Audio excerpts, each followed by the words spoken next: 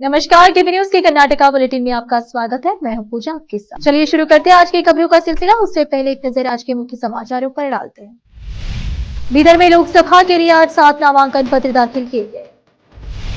सागर खंडे को वोट देने की अपील, झूठ बोलने वालों की हार निश्चित है, ईश्वर खंडे ने कहा। कांग्रेस ने मैसूर रैली में मोदी की टुकड़े टुकड़े गैंग के सुल्तान वाली टिप्पणी पर चुनाव आयोग में शिकायत दर्ज कराई। सांसद राहुल गांधी 17 अप्रैल को कर्नाटक पहुंचेंगे। प्रियंका के कार्यक्रम पर काम किया जा रहा है। उप मुख्यमंत्री शिव कुमार। वयोवृद्ध कन्नड़ अभिनेता द्वारकेश का 81 वर्ष की आयु में निधन हो गया।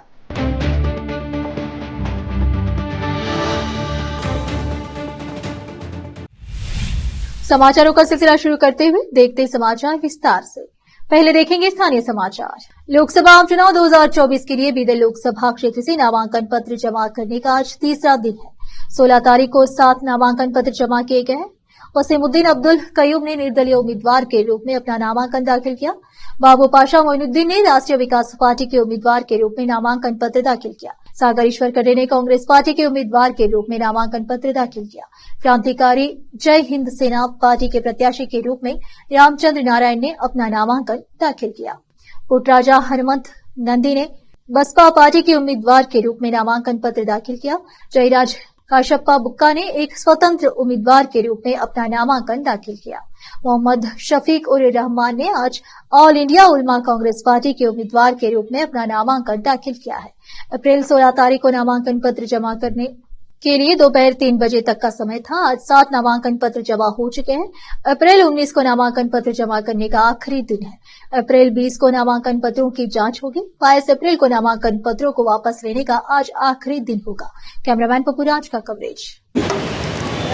बीदर जिले लोकसभा इलेक्शन के लिए नामपत्र दाखिल किए हैं।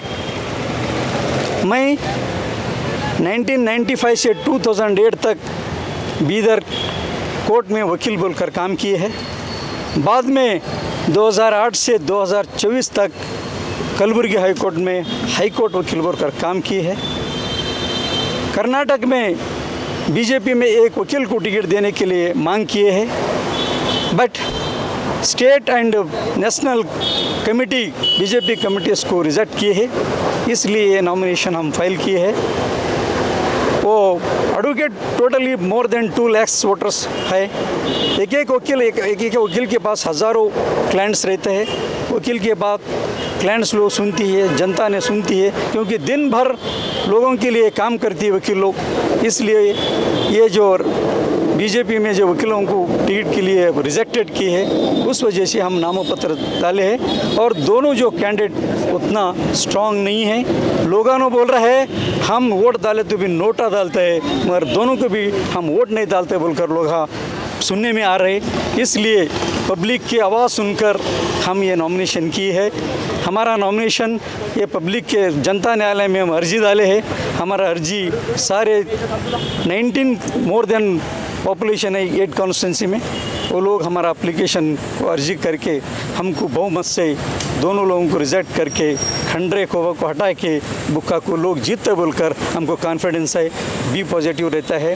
हार और जीत तो रहती है, मगर मेरा नाम है जयराज। मेरे को हार भी नहीं है और जीत भी नहीं। जीतने वाले लोग हैं, हारने वाले लोग हैं। इसके लोगों के ऊपर छोड़ रहे। इस लोगों के लिए, गरीब लोगों के लिए हम काम करने के लिए ये एप्लीकेशन डाले हैं, नॉमिनेशन डाले हैं। इसलिए आपके सामने हमारा अपील रख रहा है। वन जीव विज्ञान और पर्यावरण मंत्री ईश्वर खंडे ने कहा कि जिन लोगों ने सांसद के रूप में निर्वाचन क्षेत्र में कोई योगदान दिए बिना और सिर्फ झूठ बोलते हुए 10 साल बिताए हैं, उनका इस बार हारना निश्चित है। वीरभद्रेश्वर कल्याण मंडप में हुमनाबाद में आयोजित एक विशाल अभियान बैठक को संबोधित करते हुए उन्होंने कहा कि यूपीए ने कल्याण कर्नाटक के विकास और यहां के युवाओं को लाभ पहुंचाने के लिए आर्टिकल 371J को विशेष दर्जा दिया है, लेकिन बीजेपी हमारी तरफ से विकास नहीं चाहते। उन्होंने कहा कि वे सिर्फ भावनात्मक मुद्दा पेश कर वोट मांग रहे हैं और इस चुनाव में उन्हें भारी शर्मिंदगी उठानी पड़ेगी। पूरे राज्य में कांग्रेस समर्थक लहर दिख रही है। मुख्यमंत्री सिद्धरामैया के नेतृत्व वाली सरकार ने चुनाव से पहले दी गई सभी गारंटी को पूरा किया है और लोग वादे के मुताबिक चलने वाली सरकार से खुश हैं। उन्होंने कहा कि इसका नतीजा चुनाव नतीजों में दिखेगा।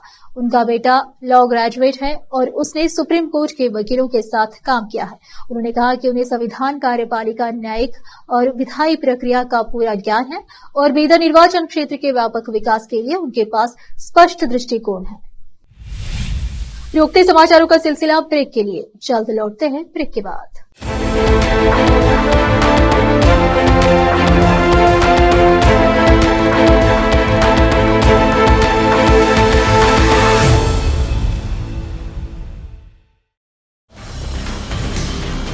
हिंदुस्तान के हर कोने में हम हैं मौजूद। 24 घंटे हालात पर गहरी नजर, खबरों से जुड़े चुपते सवालात और आपको दिखाता है धार्मिक, सामाजिक, राजनीतिक, लोकल और इंटरनेशनल न्यूज की सबसे बेहतर कवरेज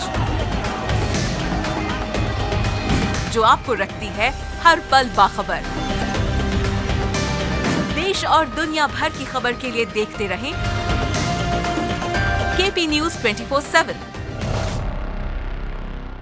नूर एजुकेशन ट्रस्ट बीदर की ओर से चलाए जाने वाला Noor MEd and BEd college Bidar, recognised by NCTE Delhi and affiliated to Bidar University, Bidar.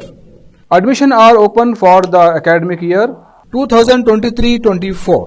विशेषज्ञ और सक्षम शिक्षकों द्वारा शिक्षा प्राप्त करने के लिए नूर एमएड एंड बीएड कॉलेज में दाखिला लें और शांत वातावरण में शिक्षा प्राप्त करें। बीदर शहर में बेहतर शिक्षा का एकमात्र केंद्र Noor MEd and BEd college, Shahpur gate, Bidar. Phone numbers 9945283920, 8482221297। Hindustan के हर कोने में हम हैं मौजूद। 24 घंटे हालात पर गहरी नजर, खबरों से जुड़े चुपते सवालात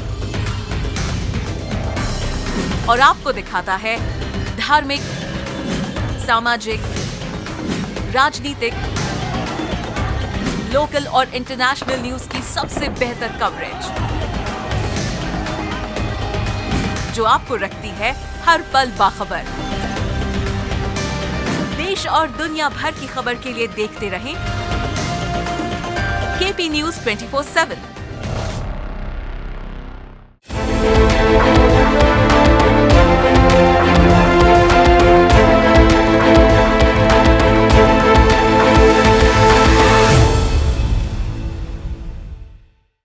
ब्रेक के बाद आपका स्वागत है। आइए देखते हैं राज्य के समाचार। कर्नाटक में कांग्रेस ने सोमवार को चुनाव आयोग से शिकायत की और मैसूर में एक चुनावी रैली में प्रधानमंत्री नरेंद्र मोदी की इस टिप्पणी पर कानूनी कार्रवाई की मांग की, जिसमें उन्होंने कांग्रेस को टुकड़े टुकड़े गिरोह का सुल्तान कहा था। रविवार को मैसूर में एक विशाल सार्वजनिक बैठक को संबोधित करते हुए मोदी ने कांग्रेस को टुकड़े टुकड़े गिरोह का सुल्तान कहा था और विपक्षी दल पर देश को बांटने, तोड़ने और कमजोर करने के खतरनाक इरादे रखने का आरोप लगाया था। कर्नाटक के मुख्य निर्वाचन अधिकारी को लिखे पत्र में कर्नाटक प्रदेश कांग्रेस कमेटी केपीसीसी ने आरोप लगाया कि रैली को संबोधित करते हुए पीएम मोदी ने कहा कि कांग्रेस और उसके सहयोगियों ने इस साल की शुरुआत में अयोध्या में राम मंदिर अभिषेक का बहिष्कार किया था और भारत पर आरोप लगाया था हिंदू धर्म की शक्ति को नष्ट करना चाहने वाला गुट। पीएम ने आगे कहा कि उन्होंने नफरत की ताकतों को तब तक सफल नहीं होने देने की कसम खाई है जब तक उन्हें भारत के लोगों का आशीर्वाद प्राप्त है। पत्र में कहा गया है कि उन्होंने कांग्रेस पर भी हमला किया और उसे टुकड़े टुकड़े गैंग का सुल्तान बताया जो देश को कमजोर करने जा रहा है। कर्नाटक के उप मुख्यमंत्री डीके शिवकुमार ने मंगलवार को कहा कि वरिष्ठ कांग्रेस नेता राहुल गांधी बुधवार को कर्नाटक पहुंचेंगे और मंड्या और कोलार संसदीय क्षेत्रों में कार्यक्रमों में भाग लेंगे। लोकसभा चुनाव की घोषणा के बाद कांग्रेस के पूर्व अध्यक्ष राहुल गांधी का यह पहला कर्नाटक दौरा है। बेंगलुरु में अपने आवास पर पत्रकारों से बात करते हुए उप मुख्यमंत्री शिवकुमार ने कहा कि सांसद राहुल गांधी बुधवार दोपहर बेंगलुरु अंतर्राष्ट्रीय हवाई अड्डे पर उतरेंगे और मंड्या शहर पहुंचेंगे। मुख्यमंत्री ने कहा मंड्या से वह कोला जाएंगे और वहां से बेंगलुरु पहुंचेंगे और नई दिल्ली के लिए उड़ान भरेंगे। वरिष्ठ कांग्रेस नेता प्रियंका गांधी के राज्य दौरे के बारे में पूछे जाने पर उप मुख्यमंत्री शिव कुमार ने कहा कि वह जल्द ही अपने कर्नाटक दौरे की तारीख बताएंगे। अनुभवी कन्नड़ अभिनेता, निर्देशक और निर्माता द्वारकेश का मंगलवार 16 अप्रैल को 81 वर्ष की आयु में निधन हो गया। उनके परिवार के अनुसार अभिनेता का बेंगलुरु में उनके घर पर दिल का दौरा पड़ने से निधन हो गया। द्वारकेश जन्म मंगल शामराव द्वारकनाथ, जो अपनी विविध फिल्मोग्राफी के लिए जाने जाते हैं, अपने पीछे कई दशकों तक फैली एक समृद्ध विरासत छोड़ गए। द्वारकेश मैसूर के इत्तिगेगुड़ के मूल निवासी थे। हालांकि उन्होंने शुरुआत में अपने करियर की शुरुआत ऑटोमोटिव स्पेयर पार्ट्स बेचकर की थी, लेकिन अपने चाचा निर्देशक हंसूर कृष्णमूर्ति के प्रोत्साहन के बाद द्वारकेश ने 1963 में कन्नड़ फिल्म उद्योग में प्रवेश किया। उन्होंने हुस्नूर कृष्णमूर्ति द्वारा निर्देशित वीर संकल्प के साथ कन्नड़ सिनेमा में एक अभिनेता के रूप में अपनी शुरुआत की। फिर से रुकते समाचारों का सिलसिला एक ब्रेक के लिए, जल्द लौटते हैं ब्रेक के बाद।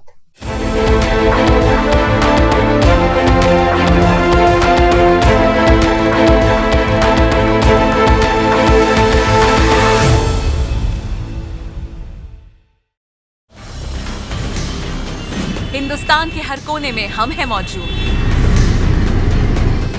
24 घंटे हालात पर गहरी नजर, खबरों से जुड़े चुपते सवालात और आपको दिखाता है धार्मिक, सामाजिक, राजनीतिक,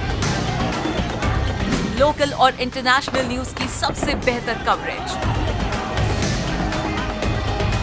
जो आपको रखती है हर पल बाखबर। देश और दुनिया भर की खबर के लिए देखते रहें केपी न्यूज 24/7।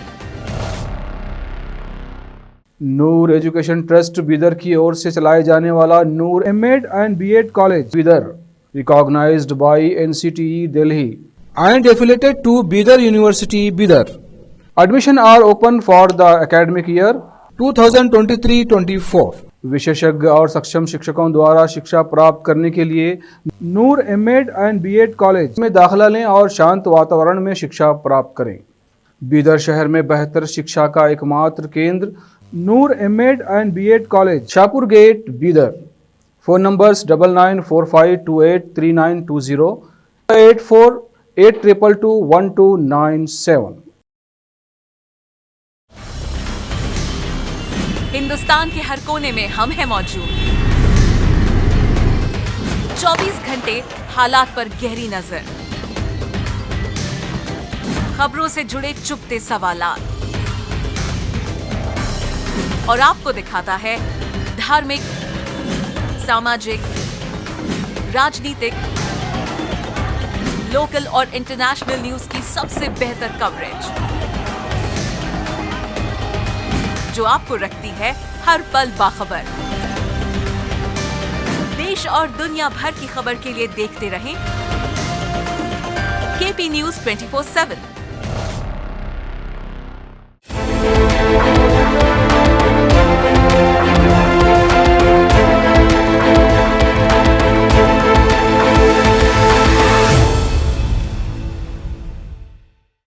ब्रेक के बाद आपका स्वागत है। आइए देखते हैं समाचार। अपने कई बयानों में पाकिस्तान का नाम लेने के लिए जाने जाने वाले वयोवृद्ध भाजपा नेता और पूर्व मंत्री सीटी रवि ने दावा किया है कि क्योंकि आने वाले दिनों में भारत में हिंदू बहुल इलाकों में कांग्रेस को कोई समर्थन नहीं मिलेगा, पार्टी को पाकिस्तान में ही अपनी राजनीतिक जमीन तलाशनी होगी। मंगलवार को भाजपा उम्मीदवार रमेश जिंदगी के नामांकन पत्र दाखिल करने के लिए जुलूस में भाग लेने से पहले मीडिया कर्मियों को संबोधित करते हुए उन्होंने यह भी दावा किया कि कोई भारतीय नहीं बल्कि केवल पाकिस्तानी कांग्रेस की जीत का जश्न मनाते हैं।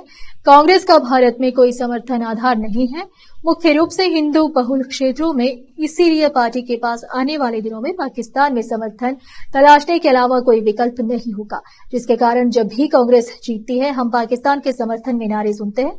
रवि ने कहा, उन्होंने दावा किया कि कांग्रेस नेता राहुल गांधी जो अपने पारंपरिक अमेठी लोकसभा क्षेत्र में नहीं जीत सके, चुनाव लड़ने के लिए केरल के वायनाड गए हैं, क्योंकि इस निर्वाचन क्षेत्र में 52% मुस्लिम आबादी है। उन्होंने यह भी कहा कि राहुल गांधी के नाम का इस्तेमाल करने से कांग्रेस वो वोट भी खो देगी जो उनके उम्मीदवार को मिल रहे थे। उन्होंने कहा कांग्रेस के पास भाजपा के विपरीत ना तो कोई विजन है और ना ही उसके पास कोई प्रधानमंत्री पद का चेहरा है। इसीलिए लोग पूछ रहे हैं कि आपका इंडिया ब्लॉक का प्रधानमंत्री पद का उम्मीदवार कौन है।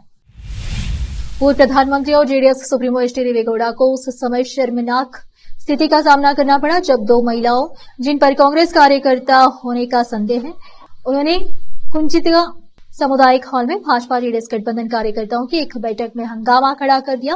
उन्होंने जेडीएस के प्रदेश अध्यक्ष एचडी कुमारस्वामी के यह कहने पर उनके खिलाफ नारे लगाए कि ग्रामीण महिलाएं गारंटी के कारण रास्ता भटक गई है, वे किसी तरह हॉल में प्रवेश करने में सफल रहे। कुछ वक्ताओं के बोलने तक इंतजार किया और जब भाषण देने के लिए गौड़ा की बारी आई तो उन्होंने नारे लगाए। भाजपा की महिला कार्यकर्ता उन्होंने खींचकर हॉल से बाहर निकाला और बाद में पुलिस ने उन्हें खदेड़ दिया। इससे हैरान गौड़ा ने बाद में अपना भाषण दिया। पूर्व मुख्यमंत्री बीएस येडियुरप्पा ने सोमवार को फकीरा दंगलेश्वर स्वामी जी से लोकसभा चुनाव में धारवाड़ निर्वाचन क्षेत्र से भाजपा उम्मीदवार प्रहलाद जोशी के खिलाफ चुनाव नहीं लड़ने की अपील की। येडियुरप्पा ने कहा, मैं उनसे पहले ही एक बार बात कर चुका हूं और मैं एक बार फिर फोन के जरिए उनसे संपर्क करूंगा। मैं उनसे अनुरोध करता हूं कि वह इस दुस्साहस के लिए न जाए बल्कि जोशी के लोगों के समर्थन को देखते हुए सहयोग करें। उन्होंने कहा कि जोशी सर्वसम्मति से चुने गए परिपक्व राजनेता हैं और उनके द्वारा कराए गए विकास कार्यों के बारे में सभी जानते हैं। उन्होंने कहा, मैं एक बार फिर संत से अनुरोध करता हूं कि वह किसी भी कीमत पर जोशी के खिलाफ चुनाव न लड़े। देखते हैं वह क्या निर्णय लेते हैं, लेकिन इसमें कोई संदेह नहीं है कि मतदाता जोशी के साथ है। उन्होंने यह भी कहा कि भाजपा समर्थक और मोदी समर्थक लहर कायम है। अभिनेता रमेश अरविंद जो लोगों के बीच मतदान को प्रोत्साहित करने के लिए बृहद बेंगलुरु महानगर पालिका बीबीएमपी द्वारा जिला आइकॉन के रूप में चुने गए चुनाव राजदूत हैं। उन्होंने नमनडे मतगट्टे कड़े हमारा कदम मतदान केंद्र की ओर है में छात्रों को संबोधित किया। एक इमारत एक ईंट से नहीं बनाई जा सकती, इसका निर्माण हजारों ईंटों से ही किया जा सकता है। आपके वोट ईंट की तरह है, अगर हर कोई एक साथ आएगा और अपना वोट डालेगा तभी हम एक बेहतर लोकतंत्र और उज्जवल भविष्य का निर्माण कर सकते हैं। उन्होंने कहा, कार्यक्रम का आयोजन बीबीएमपी भारत निर्वाचन आयोग, बेंगलुरु सिटी जिला पंचायत और बेंगलुरु विश्वविद्यालय द्वारा किया गया था। विभिन्न महाविद्यालयों के लगभग 2000 विद्यार्थियों ने भाग लिया। उन्होंने कहा, अगर आप सभी के सपनों को साकार करना है तो आप सभी को एकजुट होकर 26 अप्रैल को वोट डालने आना चाहिए। फिर से एक नजर मुख्य समाचारों पर। बीदर में लोकसभा के लिए आज 7 नामांकन पत्र दाखिल किए गए। सागर खंडे को वोट देने की अपील, झूठ बोलने वालों की हार निश्चित है, ईश्वर खंडे ने कहा। कांग्रेस ने मैसूर रैली में मोदी की टुकड़े टुकड़े गैंग के सुल्तान वाली टिप्पणी पर चुनाव आयोग में शिकायत दर्ज कराई। सांसद राहुल गांधी 17 अप्रैल को कर्नाटक पहुंचेंगे। प्रियंका के कार्यक्रम पर काम किया जा रहा है। उप मुख्यमंत्री शिव कुमार। वयोवृद्ध कन्नड़ अभिनेता द्वारकेश का 81 वर्ष की आयु में निधन हो गया।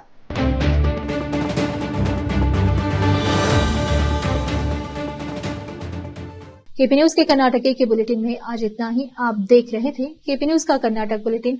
अन्य समाचारों के लिए जुड़े रहे हमारे चैनल से। केपी न्यूज 24/7 से धन्यवाद।